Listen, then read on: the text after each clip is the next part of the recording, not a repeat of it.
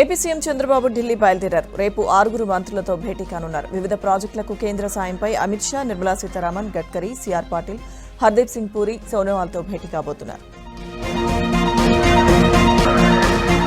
The economics times అందించే award ఈ ఏడాది ఏపీ సీఎం చంద్రబాబును వరించింది. ఏపీలో వ్యాపార అనుకూల విధానాల అమలు, పారిశ్రామిక సంస్కరణలు, రాష్ట్రానికి పెద్ద ఎత్తున పెట్టుబడులు ఆకర్షిస్తున్నందుకు business reformer of the year award ఇస్తున్నట్లుగా ఎకనామిక్స్ టైమ్స్ ప్రకటించింది. మార్చిలో నిర్వహించనున్న ప్రత్యేక కార్యక్రమంలో కేంద్ర మంత్రి నిర్మలా సీతారామన్ చేతుల మీదుగా సీఎం ఈ అవార్డును స్వీకరించనున్నారు. సీఎం చంద్రబాబుకు ఈ అవార్డు రావడం ఏపీకి గర్వకారణమని మంత్రి లోకేష్ ట్వీట్ చేస్తూ అభినందనలు తెలిపారు. అటు కలెక్టర్ల సదస్సులో సీఎం చంద్రబాబును మంత్రులు అభినందించారు. ఇక ఈ అవార్డు రావడం వెనుక క్రెడిట్ అంతా తన సహచరులదే అని సీఎం చంద్రబాబు తెలిపారు. సీఎం చంద్రబాబుకి పురస్కారం రాష్ట్రానికి గర్వకారణమని AP deputy CM Pawan Kalyan అన్నారు. సీఎం చంద్రబాబుకి ఎకనామిక్ టైమ్స్ సంస్థ business reformer of the year పురస్కారాన్ని ప్రకటించడం సంతోషదాయకమని చెప్పారు. చంద్రబాబు నాయకత్వ శైలి ఎంతో స్ఫూర్తినిస్తుందని అన్నారు. ఇక రాష్ట్ర అభివృద్ధి కోసం, నవతరం భవిష్యత్ కోసం ఆయన అమలు చేస్తున్న పాలనా విధానాలు, పారిశ్రామిక అభివృద్ధికి చేపడుతున్న సంస్కరణలు ఖచ్చితంగా సత్ఫలితాలనిస్తాయని ఒక ప్రకటనలో తెలిపారు. ఆయనకు దక్కిన ఈ అవార్డు రాష్ట్రం అంతటికీ గర్వకారణంగా భావిస్తున్నానని అన్నారు. ఇక ఈ పురస్కారం ద్వారా రాష్ట్రానికి ఒక బ్రాండ్ ఇమేజ్ వస్తుందని పవన్ చెప్పారు. నెల్లూరు మున్సిపల్ కార్పొరేషన్ ఇన్ఛార్జ్ మేయర్గా డిప్యూటీ మేయర్ రూప్ కుమార్ యాదవ్ బాధ్యతలు చేపట్టారు. ఎమ్మెల్యే కోటమిరెడ్డి శ్రీధర్ రెడ్డి, కార్పొరేటర్లు, నేతలు ఆయనకు అభినందనలు తెలిపారు. మేయర్ శ్రవంతి రాజీనామాపై సర్వసభ్య సమావేశానికి 40 మంది టీడీపీ కార్పొరేటర్లు హాజరు కాగా 12 మంది వైసీపీ కార్పొరేటర్లు గైర్హాజరయ్యారు. శ్రవంతి రాజీనామాను సభ్యులందరూ ఏకగ్రీవంగా ఆమోదించారు. కొత్త మేయర్ వచ్చే వరకు ఇన్ఛార్జ్ మేయర్గా రూప్ కుమార్ ఉంటారని ఎమ్మెల్యే కోటమిరెడ్డి శ్రీధర్ రెడ్డి తెలిపారు. కడపలో విమానాశ్రయ టెర్మినల్ నిర్మాణం వచ్చే ఏడాది మార్చి నెలాఖరుకల్లా పూర్తయ్యే అవకాశం ఉందని విమానయాన శాఖ మంత్రి రామ్మోహన్ నాయుడు లోక్సభలో తెలిపారు. అలాగే అంతర్జాతీయ ప్రమాణాలతో దేశంలో 4 పైలట్ ట్రైనింగ్ సెంటర్లను కూడా ప్రారంభిస్తున్నామని, అందులో ఒకటి కడపలో ఏర్పాటు చేస్తామన్నారు. కేంద్ర మంత్రి రామ్మోహన్ నాయుడు పుట్టినరోజు వేడుకలు ఢిల్లీలో ఘనంగా నిర్వహించారు. టీడీపీ పార్లమెంటరీ పార్టీ కార్యాలయంలో కూటమి ఎంపీల సమక్షంలో ఆయన కేక్ కట్ చేశారు. ఈ సందర్భంగా ఎంపీలు కేంద్ర మంత్రికి బర్త్డే విషెస్ తెలిపారు. ఈ కార్యక్రమంలో ఎంపీలు లావు శ్రీకృష్ణదేవరాయలు, వేమిరెడ్డి ప్రభాకర్ రెడ్డి, సీఎం రమేష్, మాగుంట శ్రీనివాసరెడ్డి, బైరెడ్డి శబరి, శ్రీభరత్, కేశినేని చిన్ని, హరీష్, అంబికా లక్ష్మీనారాయణ, బీకే పార్థసారథి, బాలశౌరి తదితరులు పాల్గొన్నారు. కేంద్ర పౌర విమానయాన శాఖ మంత్రి రామ్మోహన్ నాయుడుకు ప్రధాని మోదీ ఎక్స్లో జన్మదిన శుభాకాంక్షలు తెలిపారు. విమానయాన రంగాన్ని అభివృద్ధి చేసేందుకు విస్తృతంగా కృషి చేస్తున్న యువ నాయకుడు అంటూ కొనియాడారు. ఆయన దీర్ఘాయుష్తో, సంపూర్ణ ఆరోగ్యంతో ఉండాలంటూ ఆకాంక్షించారు. అటు రామ్మోహన్ నాయుడుకు ఏపీ సీఎం చంద్రబాబు నాయుడు జన్మదిన శుభాకాంక్షలు తెలిపారు. ఆయురారోగ్యాలతో జీవించాలంటూ ట్వీట్ చేశారు. పోచంపల్లి హ్యాండ్లూమ్ పార్క్ పునరుద్ధరణకు 14 కోట్లు విడుదల చేయాలని భువనగిరి ఎంపీ చామల కిరణ్ కుమార్ రెడ్డి కేంద్ర జౌళి మంత్రిత్వ శాఖను కోరారు. పోచంపల్లి ఇకాట్ హ్యాండ్లూమ్ అభివృద్ధి పథకం కింద ఈ నిధులు అవసరమని తెలిపారు. అయితే గతంలో బ్యాంకుల నుండి తీసుకున్న పీఎండీ రుణాల బకాయిల కారణంగా ఈ హ్యాండ్లూమ్ పార్క్ నిర్వీర్యమై వేలానికి వెళ్లిందని తెలిపారు. ఇక ఈ నిధులు విడుదలైతే హ్యాండ్లూమ్ పార్క్ పునరుద్ధరించబడడంతో పాటు స్థానికంగా వృత్తిదారులకు ఉపాధి కల్పన, గ్రామీణ ఆర్థిక వ్యవస్థ బలోపేతం, భారతదేశపు విలువైన హ్యాండ్లూమ్ వారసత్వ పరిరక్షణకు దోహదపడుతుందని కేంద్రం సానుకూలంగా స్పందించి వేగంగా నిధులు విడుదల చేయాలని ఎంపీ చామల విజ్ఞప్తి చేశారు. అధికారులపై ఎమ్మెల్యే అమిలినేని సురేంద్రబాబు అసహనం వ్యక్తం చేశారు. అధికారుల సమన్వయ లోపం, పనితీరు సరిగా లేకపోవడంతో ఎమ్మెల్యే పారిశుద్ధ్య పరికరాల పంపిణీ కార్యక్రమాన్ని బహిష్కరించారు. జిల్లాలోని అన్ని నియోజకవర్గాల పంచాయతీలకు సమానంగా పారిశుద్ధ్య పరికరాలు అందిస్తుండగా తన నియోజకవర్గంలోని అన్ని పంచాయతీలకు అందకపోవడంపై ఆయన తీవ్ర అసంతృప్తి వ్యక్తం చేశారు. అధికారులు సరైన ప్రణాళిక లేకుండా వ్యవహరిస్తున్నారని ఎమ్మెల్యే మండిపడ్డారు. జిల్లాలో ప్రతి పంచాయతీకి అవసరమైన పరికరాలు అందేలా చర్యలు తీసుకోవాల్సిన బాధ్యత ఉన్నతాధికారులదే అని ఆయన స్పష్టం చేశారు. పత్తికొండ నియోజకవర్గంలో తాగునీటి సమస్య లేకుండా చేయడమే కూటమి ప్రభుత్వం ధ్యేయమని ఎమ్మెల్యే కేఈ శ్యామ్ కుమార్ అన్నారు. పత్తికొండ కర్నూలు రోడ్లోని సుస్వాగతం బోర్డు దగ్గర జలజీవన్ మిషన్ కింద ఏర్పాటు చేసిన 3 కోట్ల రూపాయలతో నిర్మించిన తాగునీటి శుద్ధి కేంద్రాన్ని ప్రారంభించారు. పత్తికొండలోని ప్రతి ఇంటికి స్వచ్ఛమైన తాగునీరు అందిస్తామన్నారు. ఇంటింటికి తాగునీటి కుళాయిలు ఏర్పాటు చేస్తామని హామీ ఇచ్చారు. కూటమి ప్రభుత్వంలో అభివృద్ధి, సంక్షేమం సమానంగా అందిస్తామని భరోసా ఇచ్చారు. ఏపీలో ప్రభుత్వం ప్రయోగాత్మకంగా చేపట్టిన సెంట్రలైజ్డ్ స్మార్ట్ కిచెన్ ప్రాజెక్టు దేశానికి ఆదర్శంగా నిలిచింది. కడప కలెక్టర్ చెరుకూరి శ్రీధర్ ప్రత్యేక చొరవతో 33 మండలాల్లో వీటిని నిర్మిస్తున్నారు. ఈ వినూత్న ప్రయత్నాన్ని గుర్తించిన నీతి ఆయోగ్ ఉన్నతాధికారులు కలెక్టర్ శ్రీధర్ను ఢిల్లీలో ప్రత్యేకంగా అభినందించారు. కలెక్టర్ చెరుకూరి శ్రీధర్ ప్రత్యేక చొరవతో నిధులు సేకరించి 60 లక్షలతో ఒక్కో కిచెన్ నిర్మిస్తున్నారు. డొక్కా సీతమ్మ పథకం కింద 12 లక్షల మంది విద్యార్థులకు ఆన్లైన్ మానిటరింగ్తో రుచికరమైన పోషక విలువలున్న భోజనం అందించడమే ఈ స్మార్ట్ కిచెన్ల ప్రధాన ఉద్దేశమని కలెక్టర్ తెలిపారు. అంగన్వాడీ హెల్పర్స్ కి నియామక పత్రాలు అందజేశారు AP deputy speaker Raghurama Krishnaraju. పశ్చిమ గోదావరి జిల్లా ఉండి నియోజకవర్గం ఆకివీడు ప్రాజెక్టు పరిధిలోని 13 మినీ అంగన్వాడీ కేంద్రాలు ప్రభుత్వ ఉత్తర్వుల మేరకు మెయిన్ అంగన్వాడీ కేంద్రాలుగా అప్గ్రేడ్ చేయడం వలన ఏర్పడిన ఖాళీల్లో కొత్తగా సెలెక్ట్ అయిన హెల్పర్స్ కు రఘురామ నియామక పత్రాలు అందజేశారు. ఖాళీగా ఉన్న 8 అంగన్వాడీ కేంద్రాల్లో 21 మంది హెల్పర్స్ కి నియామక పత్రాలు అందజేసినట్లు రఘురామ తెలిపారు. త్వరలో ప్రతి కుటుంబానికి ఒక ఫ్యామిలీ కార్డును ఏపీ ప్రభుత్వం జారీ చేయనుంది. క్యూఆర్ కోడ్తో ఫ్యామిలీ కార్డును అందించనుంది. కుటుంబ సభ్యుల వివరాలు, పుట్టిన తేదీ, నివాస ఐడి నెంబర్తో సహా పలు వివరాలతో పూర్తి స్థాయిలో ఫ్యామిలీ కార్డును ఏపీ ప్రభుత్వం జారీ చేయనుంది.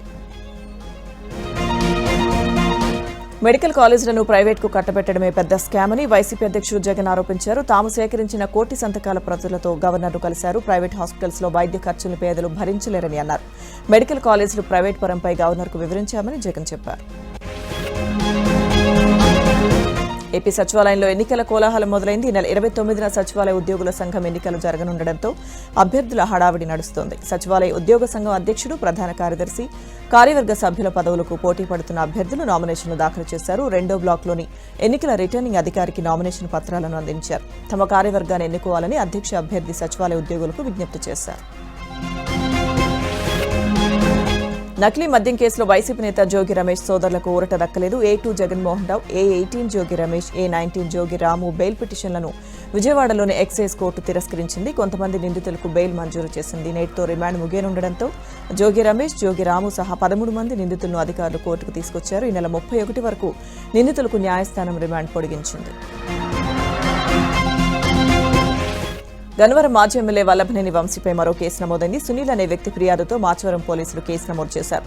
2024 జూలైలో వంశీ, ఆయన అనుచరులు తనపై దాడి చేసినట్లు ఫిర్యాదు చేశారు. దీంతో వంశీ సహా మరో 8 మందిపై కేసు నమోదు చేశారు. అక్రమ మైనింగ్, నకిలీ ఇళ్ల పట్టాల వ్యవహారంలో ఇప్పటికే వంశీపై కేసులున్నాయి. 3 విడతల్లో జరిగిన పంచాయతీ ఎన్నికల్లో కాంగ్రెస్ పార్టీ అద్భుత ఫలితాలు సాధించిందని సీఎం రేవంత్ రెడ్డి అన్నారు. ఈ ఎన్నికల్లో కాంగ్రెస్ పార్టీని ఆశీర్వదించిన ప్రజలకు ఆయన కృతజ్ఞతలు తెలిపారు. ఈ గెలుపునకు కష్టపడిన పార్టీ కార్యకర్తలకు ఆయన శుభాకాంక్షలు చెప్పారు. ఈ పంచాయతీ ఎన్నికలను విజయవంతంగా నిర్వహించిన అధికారులకు అభినందనలు తెలియజేశారు. జూబ్లీహిల్స్లోని ఆయన నివాసంలో పలువురు మంత్రులతో కలిసి సీఎం రేవంత్ రెడ్డి మాట్లాడారు. తమ 2 ఏళ్ల పాలనకు ప్రజలిచ్చిన తీర్పు ఈ ఫలితాలని ఆయన అభివర్ణించారు. కంటోన్మెంట్, జూబ్లీహిల్స్ ఉప ఎన్నికల్లో సైతం కాంగ్రెస్ పార్టీని ప్రజలు ఆశీర్వదించారని సీఎం గుర్తు చేశారు.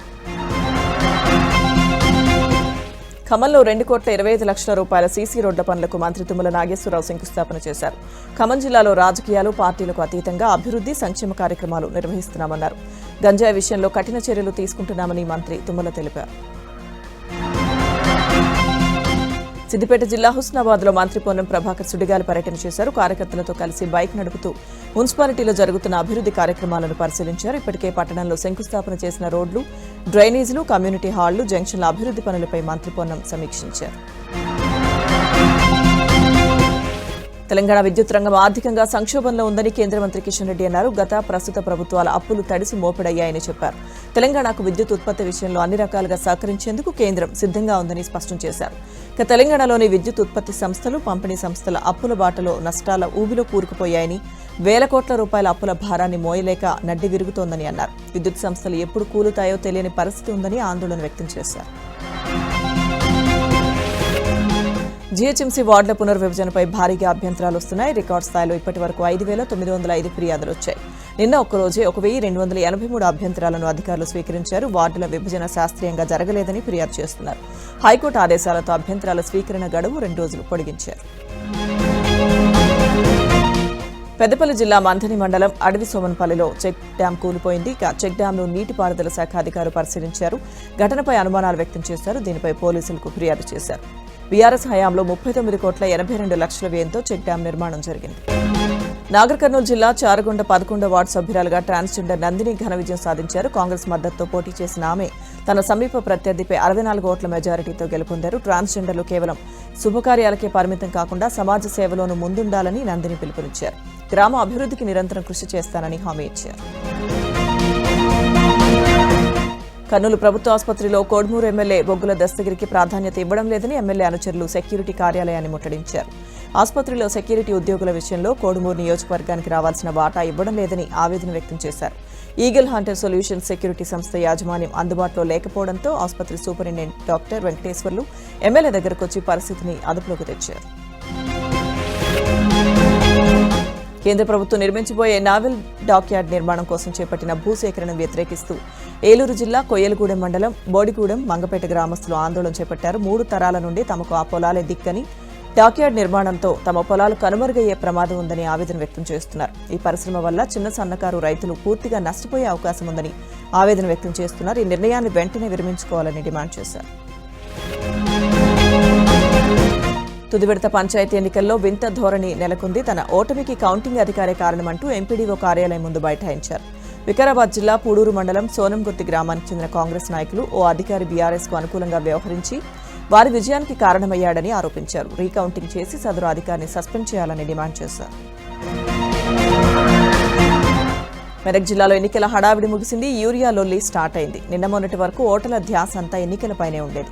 ఎన్నికలు ముగియగానే నిజాంపేట మండలంలోని ఓటర్లు ఒక్కసారిగా వ్యవసాయ పనుల్లో నిమగ్నమయ్యారు. యూరియా పంపిణీ పూర్తయినప్పటికీ మిగిలి ఉన్న యూరియాను పంపిణీ చేయడంలో నిబంధనలు పాటించకపోవడంతో గొడవలు తలెత్తుతున్నాయని రైతులు చెబుతున్నారు. అనంతపురం జిల్లా గుంతకల్ మండలం కసాపురంలో ఊటనీటి దెబ్బకు రైతు విలవిల్లాడుతున్నాడు. హంద్రినీవా ఉపకాలువతో తన పొలం పాడవుతుందని, ఊటనీరు పొలాల్లో చేరి పంటలు పండడం లేదని షేక్ అబ్దుల్ సాలం అనే రైతు ఆవేదన వ్యక్తం చేస్తున్నాడు. దీని గురించి అధికారులకు చెప్పినా పట్టించుకోవడం లేదని అంటున్నాడు.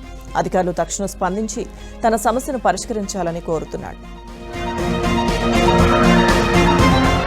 పశ్చిమ గోదావరి జిల్లా ఆకివీడు పోలీస్ స్టేషన్ భవనం శిథిలావస్థకు చేరుకుంది. 165వ జాతీయ రహదారికి ఆనుకుని ఉన్న ఆకివీడు పోలీస్ స్టేషన్పై పైకప్పు పెచ్చులు విరిగి పడుతున్నాయి. మొన్న కురిసిన వర్షాలకు స్లాబ్ నుండి నీళ్లు లీకేజ్ అవ్వడంతో స్టేషన్కు సంబంధించిన కంప్యూటర్స్, ఫైల్స్ కు కవర్లు కప్పుకొని పోలీసులు పనిచేస్తున్నారు. పోలీస్ స్టేషన్ భవనం శిథిలావస్థకు చేరడంతో ఎప్పుడు ఎటువంటి పరిణామం ఎదుర్కోవాల్సి వస్తుందో అన్న భయంతో సిబ్బంది పనిచేస్తున్నారు. ఆకివీడు పోలీస్ స్టేషన్ నూతన భవనానికి నిధులు మంజూరు చేయాలని స్థానికులు కోరుతున్నారు.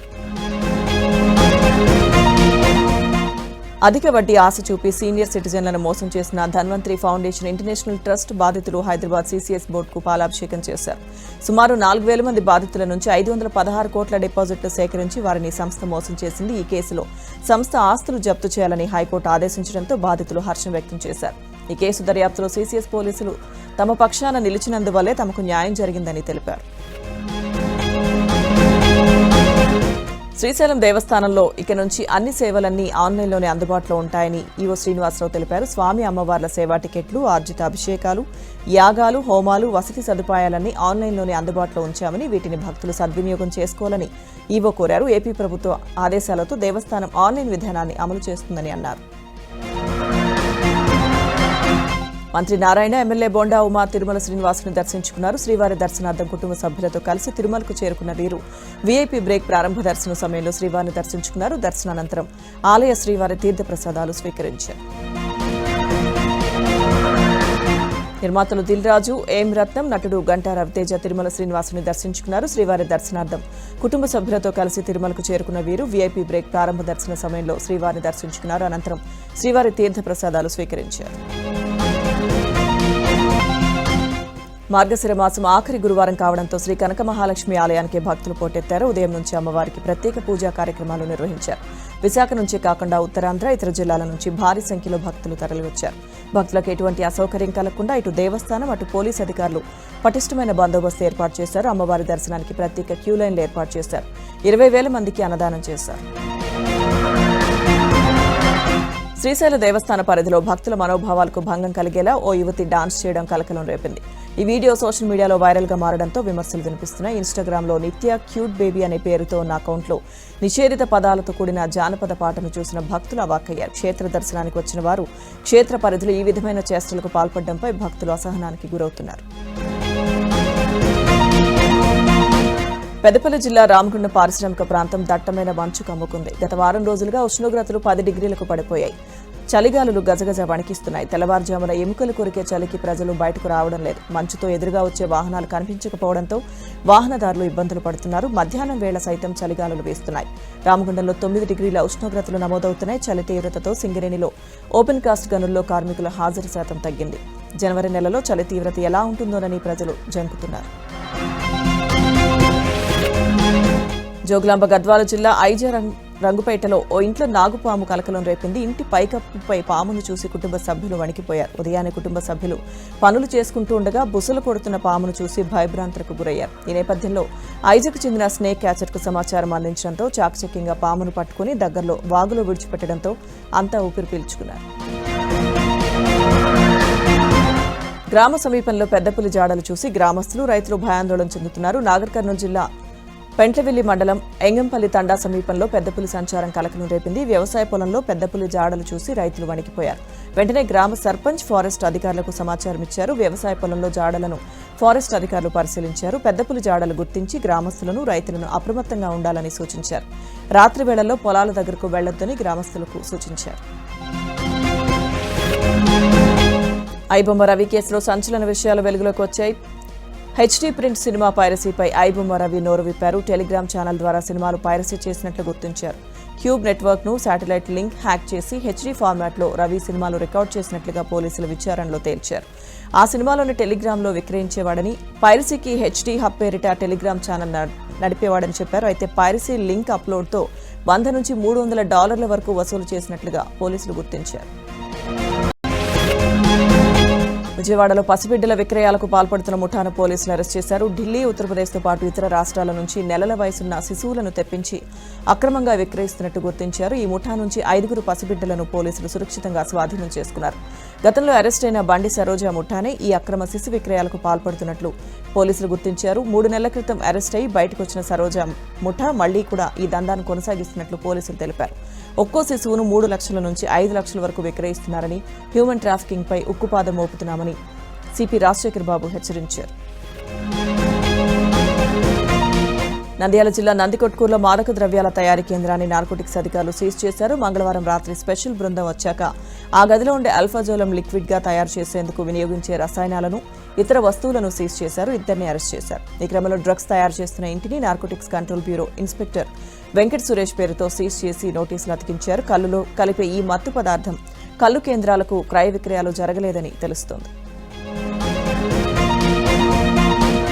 ఏలూరు జిల్లా కామవరపుకోట మండలం తడికలపూడి గ్రామ శివార్లో జరిగిన దారిదోపిడీ కేసులో పోలీసులు పురోగతి సాధించారు. ఘటనలో 4 వ్యక్తులను అరెస్ట్ చేసినట్లు జంగారెడ్డిగూడెం ఏఎస్పీ సుస్మితా రామ్నాథన్ తెలిపారు. కామవరపుకోట మండలం వీరిశెట్టిగూడెం గ్రామానికి చెందిన జయరాజు ఈ నెల 14న బైక్పై ఏలూరు వెళ్లి వస్తుండగా 4 వ్యక్తులు అతన్ని అడ్డగించి కత్తులతో బెదిరించి 20,000 నగదు దోచుకెళ్లారు. బాధితుడి ఫిర్యాదుతో తడికలపూడి పోలీసులు కేసు నమోదు చేసి దర్యాప్తు చేశారు. 4 అరెస్ట్ చేసి వారి నుంచి 10 లక్షల విలువైన చోరీ సొత్తు, 20,000 నగదు, ట్రాక్టర్, 3 బైకులు, చాకును కూడా స్వాధీనం చేసుకున్నట్టు ఏఎస్పీ తెలిపారు. కేవలం వెండి ఆభరణాలే టార్గెట్ గా చోరీలు చేస్తున్న మహిళను పోలీసులు అదుపులోకి తీసుకున్నారు. ప్రకాశం జిల్లా మార్కాపురంలో పలు గోల్డ్ షాపుల్లో వరుస దొంగతనాలకు పాల్పడిన మహిళను షాపు యజమానులు పట్టుకుని పోలీసులకు అప్పగించారు. ఆమె ఆగస్టు నుంచి ఇప్పటి వరకు అన్ని షాపులు కలిపి దాదాపు 20 తులాల వెండి చోరీ చేసినట్టు షాపుల యజమానులు తెలిపారు. సీసీ కెమెరా ఫుటేజ్ ఆధారంగా మహిళా దొంగను గుర్తించి పోలీసులకు అప్పగించడంతో పాటు కేసు నమోదు చేసి దర్యాప్తు చేపట్టారు. హైదరాబాద్ లింగంపల్లిలో అగ్ని ప్రమాదం జరిగింది. నిర్మాణంలోని 52 అంతస్తుల భవనం దగ్గర కూలీలు ఏర్పాటు చేసుకున్న షెడ్లో సిలిండర్ పేలింది. ఒక్కసారిగా మంటలు చెలరేగడంతో భయాందోళనకు గురయ్యారు. వెంటనే అక్కడి నుంచి బయటకు పరుగులు పెట్టారు. ప్రేమ వివాహం చేసుకుని ఏడాది కూడా దాటకముందే అదనపు కట్నం కోసం భార్యను కొట్టి చంపాడు ఓ భర్త. ఈ సంఘటన వికారాబాద్ జిల్లా తాండూరులో చోటు చేసుకుంది. సాయిపూర్కు చెందిన పరమేష్తో అనూషకు 8 నెలల క్రితం వివాహమైంది. ఇద్దరూ ప్రేమించి పెళ్లి చేసుకున్నారు. అనంతరం భర్త అత్తమామలతో కలిసి ఉంటోంది. కొన్ని రోజులుగా కట్నం తేవాలని అత్తమామ భర్త వేధించడం ప్రారంభించారు. పుట్టింటికి తీసుకెళ్లేందుకు కుటుంబ సభ్యులు రాగా పరమేష్ అడ్డుకున్నాడు. అనూషను తీవ్రంగా కొట్టడంతో అపస్మారక స్థితికి చేరుకుని ఆసుపత్రిలో చికిత్స పొందుతూ మృతి చెందింది. ఘటనపై పోలీసులు కేసు నమోదు చేసి దర్యాప్తు చేస్తున్నారు. సినీ హాస్యనటి పాకిజా అలియాస్ వాసుకి పేదరికంతో కష్టాలు పడుతున్నారు. తమిళనాడు నుంచి ఏపీకి వచ్చిన ఆమె వృద్ధాశ్రమంలో కాలం గడుపుతున్నారు. రాజమండ్రిలోని బొబ్బర్లంక శ్రీరామ వృద్ధాశ్రమంలో ఆశ్రయం పొందుతున్నారు. కొన్నాళ్లుగా ఆమె దుర్భర జీవితం గడుపుతున్న విషయం ఏబీఎన్ ఆంధ్రజ్యోతిలో కథనాలు ప్రసారం కావడంతో అది చూసిన రిటైర్డ్ తహసీల్దార్ జల్లి కేశవరావు పాకిజాకు ఆశ్రయం కల్పించారు. ఆశ్రమంలో ఉన్న రామాలయంలో పూజలు చేస్తూ ఆశ్రమంలో ఉన్న వృద్ధులతో జీవనం సాగిస్తున్నారు. పెన్షన్తో పాటు రేషన్ కార్డు మంజూరు చేస్తే తనకు ఆసరాగా ఉంటుందని జిల్లా కలెక్టర్కు పాకిజా విజ్ఞప్తి చేస్తున్నారు. వీబీజీ రామ్జీ బిల్లుకు లోక్సభ ఆమోదం తెలిపింది. ఈ బిల్లుపై లోక్సభలో గందరగోళం ఏర్పడింది. ఈ బిల్లుపై చర్చ సందర్భంగా విపక్షాలు పెద్ద ఎత్తున నిరసన వ్యక్తం చేశాయి. విపక్ష సభ్యులు బిల్లు ప్రతులను చింపేశారు. ఇక విపక్ష ఎంపీలు స్పీకర్ వెల్లోకి వచ్చి నిరసన చేపట్టారు, నినాదాలు చేశారు. విపక్షాల తీరుపై స్పీకర్ ఆగ్రహం వ్యక్తం చేశారు. విపక్ష సభ్యుల ఆందోళన నడుమ స్పీకర్ ఓటింగ్ నిర్వహించగా బిల్లుకు ఆమోదం లభించింది. ఈ గందరగోళ నేపథ్యంలో లోక్సభ రేపటికి వాయిదా పడింది. వీబీజీ రామ్జీ బిల్లు పేదలకు వ్యతిరేకమని ప్రియాంక గాంధీ ఆగ్రహం వ్యక్తం చేశారు. తాము ఈ బిల్లుకు వ్యతిరేకంగా నిరసన తెలుపుతామన్నారు.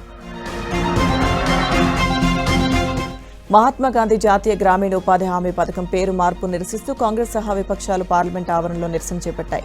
మహాత్మాగాంధీ పేరు తొలగింపుపై దేశవ్యాప్త నిరసనలో భాగంగా విపక్ష నేతలు ర్యాలీగా వెళ్లారు. బిల్లు పేరు మాత్రమే కాదు, రూపురేఖలు మార్చేశారని విపక్ష సభ్యులు ఆగ్రహం వ్యక్తం చేశారు. పేరు తొలగించి గాంధీ ఆనవాళ్లు పూర్తిగా లేకుండా చేయాలన్నదే బీజేపీ ప్రయత్నమని మండిపడ్డారు. కేంద్రం తీరుకు నిరసనగా ప్రతి రాష్ట్రంలో ప్రతి జిల్లాలో నిరసనలు చేపడతామని కాంగ్రెస్ అధ్యక్షుడు ఖర్గే తెలిపారు. దేశ రాజధాని ఢిల్లీలో వాయు కాలుష్యం తీవ్రత కొనసాగుతుంది. ఢిల్లీ పరిసర ప్రాంతాలను కాలుష్యంతో పాటు పొగమంచు పూర్తిగా కమ్మేస్తోంది. ఉదయం 8 గంటల ప్రాంతానికి ఎయిర్ క్వాలిటీ ఇండెక్స్ 374 పాయింట్లుగా నమోదైంది. ప్రమాదకర స్థాయికి చేరిన వాయు కాలుష్యాన్ని నియంత్రించేందుకు ఢిల్లీ ప్రభుత్వం కఠిన చర్యలకు ఉపక్రమించింది. నేటి నుంచి కొత్త నిబంధనలు అమల్లోకి రానున్నాయి. గ్రాఫ్ స్టేజ్ 4 ఆంక్షల్లో భాగంగా PS6 ప్రమాణాలు లేని ఇంజిన్ వాహనాలకు నేటి నుంచి ఢిల్లీలోకి ప్రవేశాన్ని నిషేధించారు. భారత్ ఒమన్ మధ్య స్వేచ్ఛ వాణిజ్య ఒప్పందం కుదిరింది. ప్రధాని మోదీ సమక్షంలో సమగ్ర ఆర్థిక భాగస్వామ్య ఒప్పందంపై భారత వాణిజ్య శాఖ మంత్రి పీయూష్ గోయల్, ఒమన్ మంత్రి కియాస్ బిన్ మొహమ్మద్లు సంతకాలు చేశారు. దీన్ని ఇరు దేశాల అధినేతలు స్వాగతిస్తూ 2 దేశాల వ్యూహాత్మక భాగస్వామ్యాన్ని ఇది మరింత బలోపేతం చేస్తుందన్నారు.